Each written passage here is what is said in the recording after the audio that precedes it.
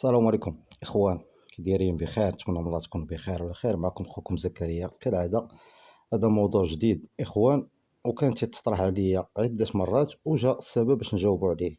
هنا احد الاخوان اخ هيثم سالني، قال لي: السلام عليكم خونا زكريا، سمحوا لي خونا زكريا، عندي انثى بكريه ودخلتها لقفز التزاوج بلاتي، ودخلتها لقفز التزاوج كما تلاحظوا هنايا منذ اسبوعين، والذكر فوقها في قفص صغير، يعني الذكر فوق منها، هي في سيباراسيون لتحت والذكر فوق منها، والذكر المنقار ديالو مروزي ويغرد، والانثى بدات في بناء العش وخرباته، والان اظن انها تبني فيه من جديد. مازال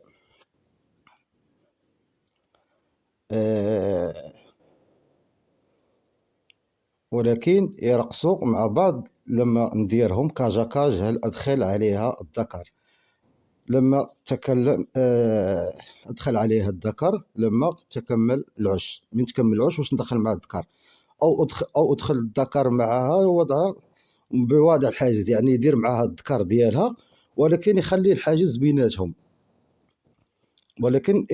الحاجز بيناتهم، ومع العلم انه راه يعطيهم يعني يوميا خلطة الرمل والبيض يعني والجرجير واللوز والعسل والتفاف والحريق وهاد المسائل كاملين، وتعطيهم خل التفاح والليمون. قال لي: واش تيأثر عليهم عنقود البيض؟ راه ما كايناش هاد المسألة. عطيهم خل التفاح، عطيهم الليمون، لا علاقة له بهاد المسألة ديال تكوين عنقود البيض. عذرا على الإطالة، ولكن نحن الآن في وقت جد حساس في الإنتاج، وبارك الله فيك وفيك يبارك أخي. إن شاء الله غنطلقوا من هذا السؤال هذا ديال هذا الأخ الكريم هذا. بالنسبه للاخ كريم سولني، قال لي: اخويا زكريا، واش زعما يعني دابا عنده هو الانثى حاطه كما قريتو، راه حاطه في القفص التزاوج والذكر فوق منها، والانثى بنات العش، وهذا اكبر غلط تيديروه الاخوان. ولكن هذا الاخ هذا راه ما خداش هادشي من يعني مسكين جابو من راسو، ولكن سمعوا فيديوهات اخرين. غنقسم معكم واحد المقطع هنا كما قلت لكم الاخوان، هو واحد المقطع من واحد الفيديو سمعته، وهذوما الفيديوهات اللي يعني تيغلطوا الصراحه، يعني الصراحه لله، يعني تيغلطوا ما تيزيدوش لقدام بالولاعه. وهنا كما عاد تسمعوا، هانتوما نخليكم مع الفيديو. داير التليفون عادي مسكين، هانتو كاع ما عندو مسكين كاع حتى الظهر ديالو، ولكن الحمد لله تنبغي نوصل المعلومه ابسط الامكانيات اللي كاينين. وسمعوا. السلام عليكم ورحمة الله تعالى وبركاته. إخواني الكرام، رجعنا لكم فيديو جديد. الموضوع ديال الفيديو هذا هو كيفاش غنتعاملوا مع أنثى الحسون اللي تبدا تجمع لينا العش، وقتاش غادي ندخلوا ليها الذكر، شنو الغذاء المناسب ليها في هذه الفترة هذه. سمعتوا واش قال الاخوان؟ وقتاش غندخلوا لها الذكر؟ يعني الانثى راه بوحدها وتنخليوها تبني العش ديالها بوحدها. يعني هنا هذا هو الموضوع اللي غنتكلموا عليه. هادو من بعض الفيديوهات، كاينين فيديوهات بزاف الاخوان وتيهضروا في هذه المواضيع، ولكن للاسف انه تياخذوا من خلال التربيه ديالهم للكنار تيبغوا يطبقوا على المقنين خلاف عن ذلك بالكثير. والحمد لله تيب خلال التجربه، والحمد لله رجعوا الفيديوهات القدام وعندنا الدليل الحمد لله. مثل بحال هاد القنوات تدخل تتفرج فيهم ما تلقاش عندهم الانتاج، فرخ واحد ما نبينوش لك، وعنده زويجه وحده اللي تعطيك منها المعطيات. والحمد لله كما تتشاهدوا كانوا عندنا ازواج، راه عندي 6 ازواج ما يزيد. هذا العام عندي خدام شحال ب4 الازواج، والحمد لله عندنا تجربه والحمد لله وتنتقاسموها. على كل حال، بالنسبه لهذه القضيه هذه نشدوا الانثى كما قال الاخ، انه حاطه في العش، حاطه في سيباري بوحدها في قفص، وحاط لها العش، حاط لها مواد تعشيش، تتسناها تدور هي العش عاد باش يدخل ليها الذكر. وهذه الطريقه منين تخادت؟ هذه الطريقه تخادت من الكنار. الكنار هو اللي تنتعاملوا معاه بهذه الطريقه، تنشدوا الانثى وتنحطوها وتنديروا لها مواد التعشيش وتنحطوا لها ذكر حداها تيكون يغرد بالقوه. هذيك النتوه تطيب، تتكون عنقود البيض، تدور العش، تنحطوا ندخلوا لها الذكر تيلقحها، تيتزاوجوا، ما تيلقحها يعني تجيب البيض مخصب. طائر المقنين خلاف عن ذلك، ولو ان نقدر نشوفوا هذه المساله هذه نقدر نشوفوها، ولكن ماشي عامه. اما الاصل هو اللي تنشوفوه في الطبيعه، الاصل التزاوج كيفاش داير في الطبيعه. الاصل التزاوج الاخوان في الطبيعه هو ان الذكر والانثى تيتلاقاو، وحنا نمشيوش للطبيعه، نمشيوها في الاقفاز عندنا. بالنسبه لي الطريقه اللي تنخدم بها الذكر تحسون تكون جاي في الوجاده ديالو، باقي كاع ما روزاش، باقي كاع ما المنقار ديالو باقي ما بياضش، باقي ما ولاش المنقار ديالو بيض، يلاه جاي. يعني في شهر واحد، في شهر جوج، ولا في اواخر ديال شهر واحد وفي شهر جوج، الذكر هنا تيبدا يبين على الوجوديه ديالو، تيبين انه عنده رغبه في التزاوج، والانثى كذلك. هنا في هذيك المرحله الذكر تيختار الانثى ديالو والانثى تختار الذكر، بمعنى ان تكون حاطهم حدا بعضياتهم من غير ريشهم ومولفين بعضياتهم. في هذيك المرحله تجيك سهله باش تلاقي بيناتهم، ان تعرفوا بعضياتهم.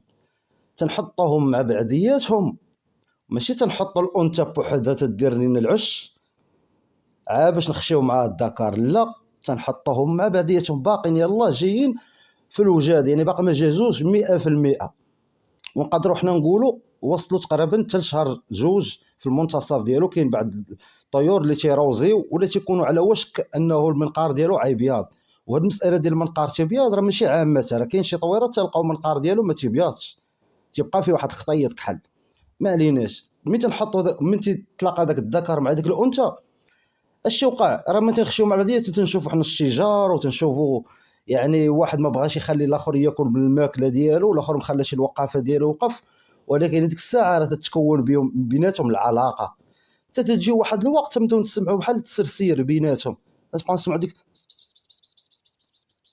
بيناتهم، تيبداو تنطلعوا عليهم تلقاهم تيتواكلوا ولا تيديروا بيكا بيك وتتبادلوا الريق. هنا وقع بيناتهم القبول. هنا الشيء وقع. واش الانثى هي اللي تختار العش؟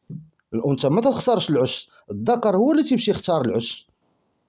الذكر هو اللي متى نحطوا حنا جوج اعشاش ولا عش واحد، هو اللي تيمشي للذكر العش المره الاولى وتيختار اللبنه ديال العش. يعني تيشوف العش كي داير يعني واش عجبو ولا ما عجبوش. وسبحان الله الذكر تيجي هو الاول تيدير واحد المساله بحال نقولوا حنا دوّد طائر الحسون، هو هذا راه تيجي العش وتيريح فيه وتيدير ديك الحركه اللي تدير الانثى من تنفخ الجنيوحات ديالو بحال باغا تسخن العش، راه تيدير بحال هكا وتيبدا يسرسر. تنبدا نسمعوه تيدير واحد النداء بحال التسرسير، هذيك تيبدا ينادي، حنا تنقولوا ليه تيتاتي على النسوه ديالو باش تجي تفقد العش، وتيجي هو تيخرج هو من العش وتحط ليها شي لبنه ديال العش، يعني شي خيط شي حاجه، تقول زعما هذا هو العش ديالنا. هادشي اللي غنفسروا حنا بالفكر ديالنا، هذا هو العش اللي غنبنيو فيه. تتجي هي من وراه وتتفقد العش مزيان، وتتشوفوا من هنا وتشوف دوك الخيوط، دوك المواد التعشيه، دوك المواد البلاستيكيه او الاوراق البلاستيكيه اللي دايرين ليهم حنايا، تتشوفهم كيفاش دايرين وتجرهم من هنا وتفقد العش مزيان. وكاين شي خيط تبقى تجرو تا هو بحال هاد الخيوط تبقى دير ليهم بحال هكا وتشوف فيهم. وهادو من الافضل الاخوان نحيدوهم، الا كانوا بحال هادو خاصنا نحيدوهم، نحرقوهم بالبريكار، يشدوا الخيط يشدوا لنا في الرجل ديال الناس ولا شي حاجه، تبقى هنا مسكينه تبغي تاكل ما تقدرش ولا تشرب توفى. على كل حال تتجي النسوه تبقى تبحث فيه، تعجبها حتى هي تدير نفس الوضعيه اللي تيدير الذكر، تدير بحال هكا تتبقى ديرها وتتنفخ وتتبقى تاتي، وتيجي الذكر سبحان الله حداها وتيبدا يتواكلوا وهي في العش، تيبدا يتواكل معها وهي في العش، وتما تنعرفوا ان صافي اختاروا داك العش وبغاوه. المساله ديال ان عتبني العش تقدر الانثى بعد واحد 3 ايام تيتكون لها عنقود البيض، تتجانب بحال ديال تبوزي الذكر ديالها تتريح ليه تيبيضوا. تقدر تبقى معاه شهر، يختاروا العش ويبقاو شهر في هذاك سميتو عاد باش هي تكون العنقود. علاش؟ تقدر ديك الانثى وقتاش خارجه من غيار الريش، قدر هو خارج من غيار الريش شهر 9 ايام، خارجه من غيار الريش حتى شهر 10 ولا شهر 11. خاصه الانسان تيشري انثى وما عارفاش كيفاش دايره، يعني البروغرام ديالها ما عادش دخلت لغيار الريش ما عادش خرجت غيار الريش، يقدر يبقاو واحد المده وما تنفرقوش بيناتهم. نقدر الانثى يعني هنا اللي بغيت ناكد الاخوان ديالي وركزوا معايا، الانثى الذكر هو اللي تيختار العش والانثى هي اللي تتجي، وهذا الشيء نرجعوا للطبيعه نلقاو هذه القضيه اللي قال لكم خوكم زكريا.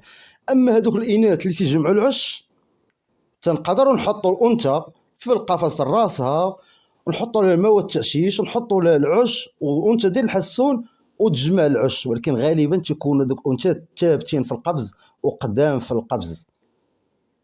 وهذا الفيديو اللي رجعنا لهذا الاخ راه قال لهم يعني ربما سمعت انا بحال صيد جديد يعني دي شهر 11 ولكن رجلها بايضين حليب. هذيك انثى راه عندها واحد العامين على الاقل، ورجعوا للفيديو غتلقاو رجليها حمرين ومروزين مزيان، يعني كانوا بايضين من تيتولى عند تيطلعوا لها هرمونات ديالها تيولى عندها فيهم يعني تدفق ديال الدم تيولوا حمرين. يعني الا رجع لنا لديك الانثى غنلقاو رجليها يعني راه حمرين. وغالبا الاناث اللي تيديروا هذا الكاركتير تيكونوا موالفين على القفص وموالفين على الحياه القفص، تيولي عندهم واحد الكاركتير بحال شكل ديال الكنار، وغالبا تيكونوا ما تيكونوش طبيعيين، يعني تيكونوا تيخدموهم بشي حاجه، اما ادي 3 اما فيرتيفيت اما نيكتون اما عديد ديال المحفزات الغير طبيعيه اللي تيلعبوا لها في الهرمونات ديالها، وداك الشيء تيكون غير طبيعي. وانت صافي تتزحم كما تنقولوا، تتبغي ضروري دير العش ديالها وهذه المسائل. ونقدروا ندخلوا معاها العش ديالها، نقدروا ندخلوا معاها تتبني هي العش. شي الا ما كانش معاه الذكر، الا ما كانش معاه الذكر وبنات العش راه تبيض بلا ذكر بلا والو، يجيها البيض تبيض، تحط البيض تبيض. كاين بعض الاخوان تيقول لك انت تتحكم في عنقود البيض، هذيك من تتكون طبيعيه، هذيك من تتكون طبيعيه، ولكن انت عطى محفزات غير طبيعيه، عطى وسائل اللي غير طبيعيه، ما تبقاش مسكين عندها التحكم. صافي تتجيها البيضه تطلقها وتتحط لك بيض الرماد، بيض غير ملقح غير مخصب مع ذكر اخر. كاينين هاد الاناث، انا ماشي تنقول ما كاينينش، ولكن الاصل التزاوج هو الذكر من تيتوقع الموافقه ما بينه وما بين الانثى. لا في الطبيعه تيمشيو يحلقوا تيقلبوا على الشجره اللي امنه، الشجره اللي زوينه، الشجره اللي ما فيهاش اللي هذيك الشيء غريزه ديالهم اللي عاطيهم الله، تيقلبوا على العش الماء المزيان، تيجي تيريح في هذا العش. يقدر يعجبه هو، وتقدر تجي هي من ورا الا ما عجبهاش طاير هي لبلاصه اخرى يتبع عاوتاني ويقلب على عش اخر يعني تيتوافقوا هما على العش. والمساله ديال بناء العش تقدر انت تقدر اليوم مع العصر تلقاه ما بينيش العش، لا غدو تفيق الصباح تلقاها بنات العش، بناتو مع المغرب حطات البيض مع الليل ولا حطاتو مع المغرب. ولكن على حساب بروغرام، كاين الانثى اللي تحطو في الصباح، كاين الانثى على حسب وقتها الشاء. هذا هو اللي كاين الاخوان. يعني الانثى في الاصل راه ما تجبنيش العش حتى يكون معاها الذكر هو اللي تيحفزها على بناء العش. هذا هو طائر الحسون، وهذا كيفاش تعلمنا. والحمد لله هادشي خديناه من اخوان اللي الحمد لله اقسم بالله العلي العظيم، وما تنزكي حتى شي واحد وما تنزكيهمش امام يعني على الله عز وجل. هاد الناس كاينين 3 الناس صراحه مدرسه في اليوتيوب، في انسان اللي بغى يتعلم طائر الحسون ويعرفه من الداخل ومن برا، يعني اللوكور ديالو من الداخل ديالو، الاعضاء الداخليه ديالو ومن برا، والكاركتير ديالو كيفاش داير هذاك الطير. وغنقولها وافتخر، وانا انا تنعتبر راسي تلميذ ديال هاد الاخوان هادو، وتبارك الله مدرسه 3 القنوات. اما القنوات الاخرين في اليوتيوب ماشي تنقول خايبين، حاشا ولله، ولكن هاد 3 سبحان الله صادقين في كلامهم، يعني بواحد العدد يعني راه كبير، الله يبارك. الصدق ديالهم باين، علاش؟ لان تيقول لك المساله ومن تدور الايام وتتخدم بها ولا تسمع الكلام ديالو تتشوفوا عندك في الانتاج ولا تتشوفوا عندك في التربيه، بمعنى هذا السيد راه صادق. وعتجي الايام والانسان تيبقى يدوي، وتتجي الايام وعيتعلم هذاك الانسان اللي تيتصنت منه في القناه، وعيعرفوا انه كان عاد تيكذب عليه وما عندوش معلومات. هاد 3 الناس الحمد لله هما: عندنا الاخ سفيان حراش الله يبارك فيه، مدرسه في الطبيعه، مدرسه في التغذيه، مدرسه في السلوك ديال طائر الحسون الله يبارك. وعندنا اخ حميد بن يوسف بارك الله فيه، تا هو غني على التعريف، تا هو مدرسه هذاك تبارك الله، تستافد منه في الامراض، تستافد منه في الطيور من الداخل ومن برا، تستافد منه في النظام الغذائي، تتعرف منه بزاف د الحوايج. وكاين تبارك الله اللهم بارك كذلك هو امير دباح ولا طارق دباح، هو الاصل ديال ولده امير ولكن هو طارق دباح اللهم بارك. هذا الانسان هذا سبحان الله، رجعت الولاعه في 2017 كنا مولعين 95 2003 حيدنا الولاعه، كانت ولاعه عشوائيه الصراحه، ولاعه عشوائيه بمعنى الكلمه، تجيب طير تدفنو تتخشيه بلانكار تسناه يبدل، ولاعه عشوائيه. الحمد لله رجعنا للولاعه، عرفت هاد الاشخاص، منهم امير دباح، منهم سفيان حراش، منهم حامد بن يوسف، ومنهم عديد القنوات، ولكن هاد الثلاثه راه الله يبارك والحمد لله. خاصه يعني كلهم مزيانين، ولكن امير دباح راه ما شاء الله، راه لا في التغريد، والاخ حميد تا هو التغريد الله يبارك، والاخ سفيان، ولكن في التغريد، في الكاركتير ديال الطائر، توريك الكاركتير، ومن تيقول لك شي كلمه تدوز الايام تتشوفه في الطائر ديالك. والحمد لله هذا الشيء راه ماشي تعطينا ضعف ان الانسان تيعترف تعلم من واحد الاخوان ديالو، وتعلمنا من اخوان مغاربه نيت يعني. وما يقولش زعما راه تعلمت، راه قلت تعلمت من هذوك الناس زعما راه ضعف، بالعكس الحمد لله. الخطير في الامر هو تيبان لك شي وحدين اللي في القنوات تيبداو يتكلموا على الولاعه بحال سبحان الله هبطوا من المريخ، هبطوا علماء في التغذيه ديال الطائر الحسون، علماء في التزاوج، علماء في البيطاره ديال الطيور، علماء في الادويه. سبحان الله تيهضر معاك بواحد الصيغه، بواحد الاسلوب، انه هو راه واصل، هو اللي عارف، وهو اللي. ولكن مع العلم ان الولاعه تبقى بحر، وما اوتيتم من العلم الا قليلا. الانسان واخا يجي، واخا تعرف تبقى بحر. تتربي 4 الكوبلاتات العام، تقدر تحيد جوج يبقاو عندك جوج، تجيب جوج اخرين عاوتاني يبيروا لك سلوكيات اخرين عاوتاني، واستفاده اخرى عاوتاني من الولاعه.